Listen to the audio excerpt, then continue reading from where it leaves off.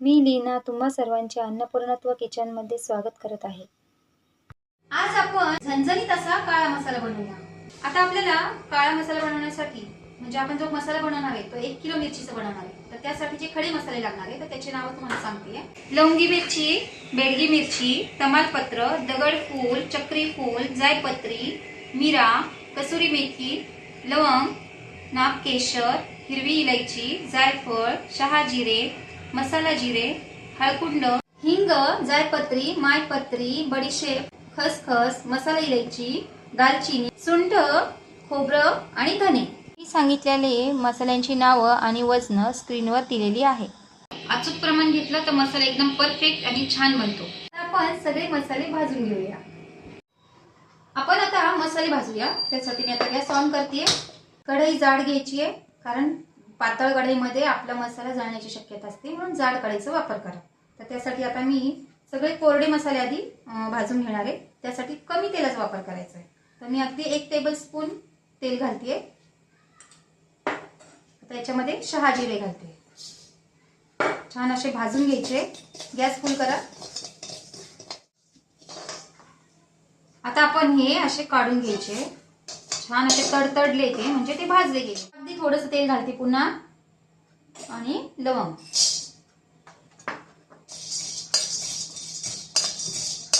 लवंग अशा छान फुलले आहेत, मस्त अशा भाजले गेले आहेत। आता आपण काढून घेऊया। जिरे आणि अगदी थोडंसं तेल,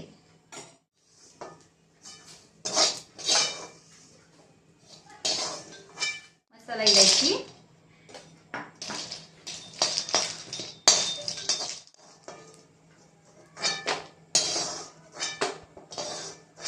मिरे घालते, थोडंसं तेल घालायचं,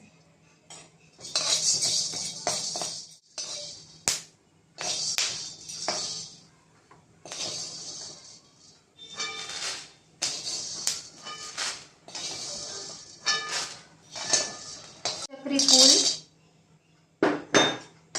थोडंसं तेल,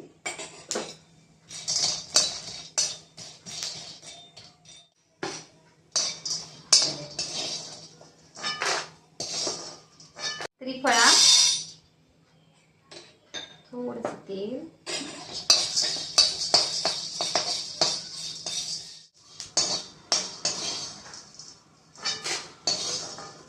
कसुरी मेथी घेतली आहे आणि छान अशी क्रिस्पी होईपर्यंत ती थोडीशी भाजून घ्यायची आहे। बडीशेप घेतली आहे, लालसर छान अशी भाजून घ्यायची आहे।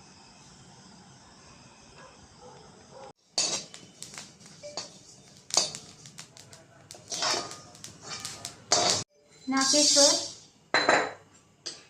थोडंसं तेल, इलायची,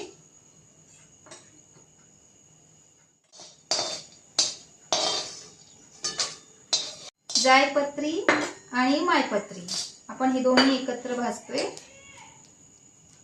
आणि थोडंसं तेल घातलंय। आता छान पद्धतीने आपण त्याला एकसारखं हलवायचं आहे आणि भाजून घ्यायचं आहे।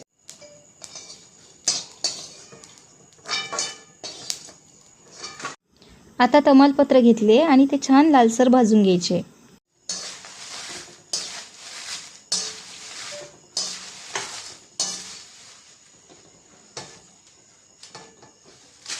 दगडफूल घालते आता आणि थोडंसं तेल। छान असं गॅस थोडा मीडियमच ठेवा, छान भाजून घ्यायचं असतं। हे थोडं काळपट कलर मध्ये असतं तर याचा कलर थोडासा चेंज होतो, तर तुमच्या लक्षात येईलच ते भाजता भाजता। आता तुम्ही पाहू शकताय याचा पूर्ण असा पिवळसर शेड आली आहे, त्याला थोडासा असा चेंज होतोय कलर, म्हणजे आता हे भाजत आलंय। आता आपण हे काढून घेऊया। छान भाजलंय। तेलाचा थोडा थोडाच वापर केलाय कारण मसाला जास्त तेलकट नाही होत आणि जास्त ठसका नाही उठत, नाही तर भाजताना खूप त्याचा ठसका उठतो।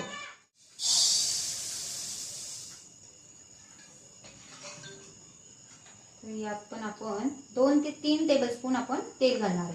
आता छान लालसर असे भाजून घ्यायचे।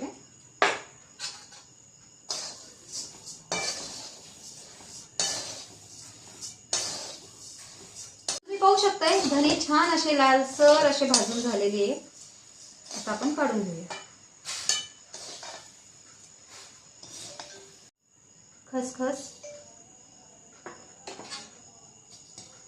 खसखसीमध्ये तुम्ही तेलाचा वापर नाही केला भाजताना तरी चालू शकतं, कारण ऑलरेडी त्याच्यात तेल असतं, त्याच्यामुळे त्याच्यात तेल नाही घातलं तरी चालेल.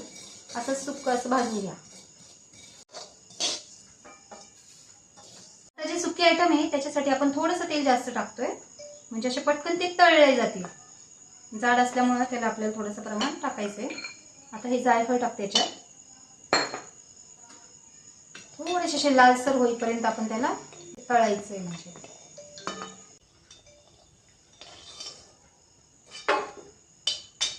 आता ह्याच तेलामध्ये आपण त्याच्यात दालचिनी घालते. छान असं थोडंसं लालसर होऊ द्यायचंय.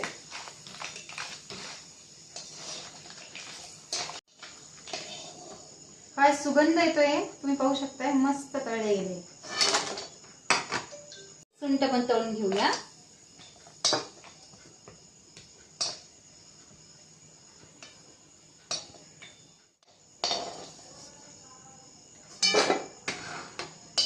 आता याच्यामध्ये हळकुंड घालतीये. हळकुंडाने मसाल्याला छान असा कलर येतो. थोडंसं लालसर असं करून घ्यायचंय. आता आपण काढून घेऊ. आता मोठी कढई ठेवली आहे. आता आपल्याला मिरची आणि खोबरं तळून घ्यायचंय, म्हणजे थोडक्यात थोडं तेलात भाजून घ्यायचे. आता आपण तेल घालतोय आणि तेल सुटतं खोबऱ्याला म्हणून थोडंसं कमीच प्रमाण वापरायचंय भाजताना.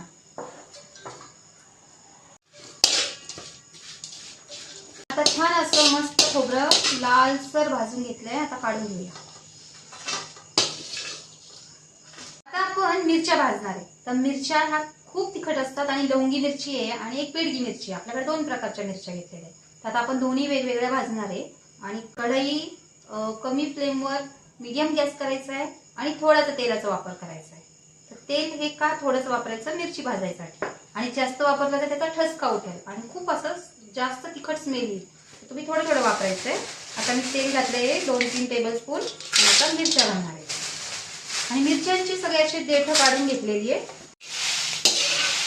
आता तुम्ही पाहू शकताय सगळे मसाले छान असे लालसर मस्त आपण तेलात कमी तेलामध्ये भाजून घेतलेले.